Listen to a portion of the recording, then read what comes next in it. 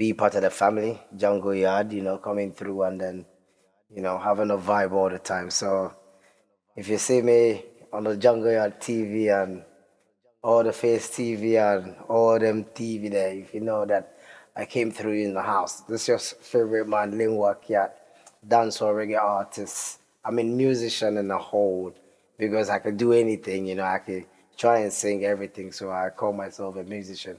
And then I'm a vocalist by profession, strictly vocalist. So I write, compose, basically using my voice to do my thing. And then the lyrics that I put out there. So Linguakat, yeah, that's me. And it's been a journey, coming from where we began and then where we are right now, where actually we've built, so much coming through from the 90s up to today, the 2023s, whereby music has been dynamic and music has evolved. If you take the content that we used to consume when we were around the 15 years old, when it was about 1995, you could tell that there's been a difference because I grew up listening to people like Cutteranks, Buju Banton, Shaka Demus, Pliers, big artists. I knew that they had so much talent, Super Cat, and then Messless and a whole lot. So, we've been coming through from that spot where you had Ninja Man, you have Shabaranks, you have Buju Banton and a lot. That's where I come from, You have Barrington Levy. I mention all this because, yeah, you need to have a foundation. There's nothing wrong you actually tapping into somebody's culture or tapping into somebody's vibe or tapping into something that you can relate to. Because Jamaica or Africa or Ghana or whatever, we have the black man thing. So, yeah, we have our PG all right. But, sometimes you have a swing. And if you're best with it, it gives your talent something else. So, yeah, bless up that vibe. That's where we came from. And now we're 2023. So, yeah, I'm blessed to be, I've been through all these generations coming forth. And then being a songwriter, composer myself, the experience that I've had, as a whole. It's been amazing. It's been a journey that, it's worth all the living, going through my first professional studio recordings from Association Records and then, having a chance now to record with other record labels because then the talent was growing. Previously, I did collabos that came up quite early, 1990 with Torture, Me and My Hard World, that was on telly, for quite a long time. So, yeah, it has been musically since the 90s to today. And that's why we've built that catalog and then that portfolio whereby people can just identify us and then relate to, when it comes to music and then dance or reggae as a journal. So, yeah, big up yourself. If you know me, Linguakat, Linguakat. Kaboom. Kaboom Nation is a family. Remember that.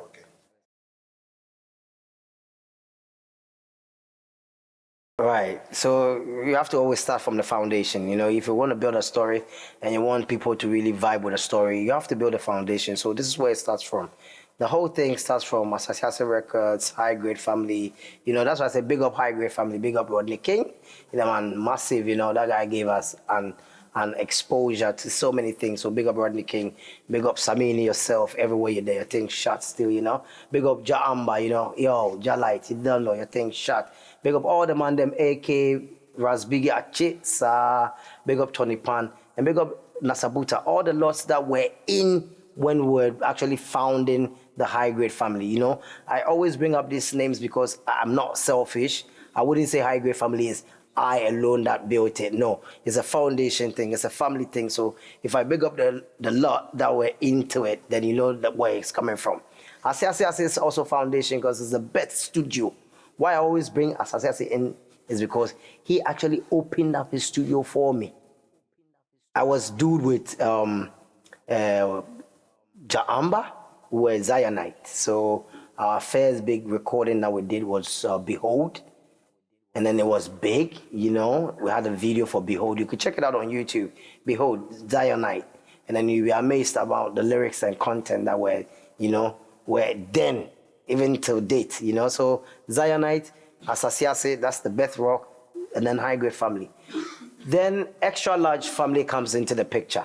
right? Because extra large is a different entity, but then affiliated with high grade. Why affiliated with high grade? Because Samini is like in with Jam Master J, and Jam Master J has a record label that is extra large music.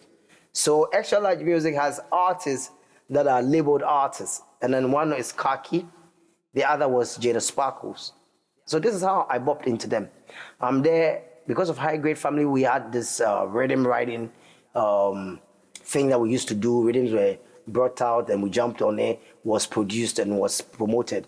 Big up Samini Music for always having have done those things to make sure that our careers never went, any other way. So big up. That time we had the Stone Boys coming through to Association Records, Samini Music, so we had a lot down the foundations where it began, Then extra large, like I told you, came in. So now we are afflicted with Jam Master J. Now Jam Master J, this is where the Jam Master J thing comes in. They have an artist called Khaki. They have a song called Ewu. So they said, High Grade Family, we can have a remix. So Samini has his remix, Amber and then Zionite, Linguakat has their remix, Stonwoy have theirs, and they're promoting it. Then Samini tells Jam Master J, like, you know what? I think Linguakat will be the best man to get Khaki the lyrics that she needs as a dancehall artist we're trying to put out to kill the market. That's where I come in the picture.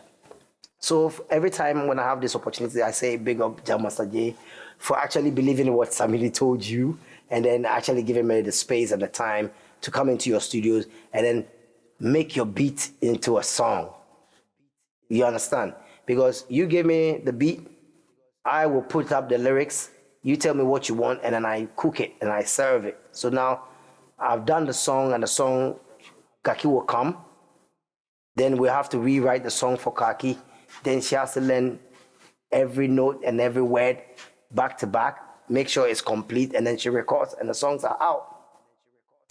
But it wasn't like I was put on a contract base, like I had a paper that was signed under my name and then he signed a split sheet.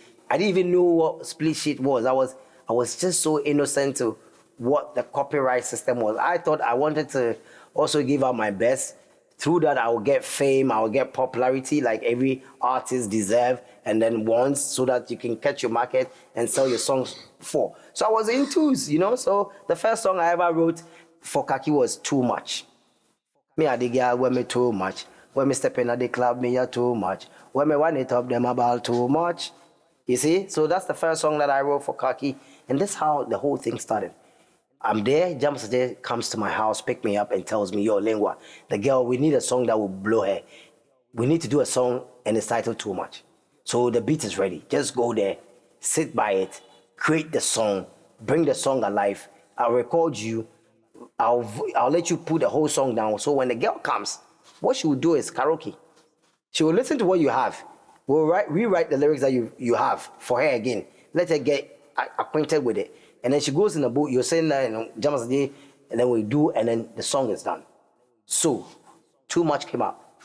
And then it was 3 verses. I did 3 verses. And they were playing on YFM. All of a sudden, the song was getting big, so they needed a video to go with it. So they actually came back and said, the video director said that the song was too feminine. No, it was too masculine. So they needed to let the girl sing. I didn't even know that they had already gone on the song and allowed Stoneboy to now come on the song and wave out lyrics from my lyrics and make out a song. Because you can hear, if the old song is played, the first song is played full out, you can hear actually Stoneboy just redirecting some of the lyrics in the verses. Even though they left about 2 verses for me, my own clean verses, the first few verses, you could see the twist that was brought on the song. Then Samini came from UK, right? He comes, he listens to the song. The first one, the song is powerful, is good. Then he puts his voice as the intro.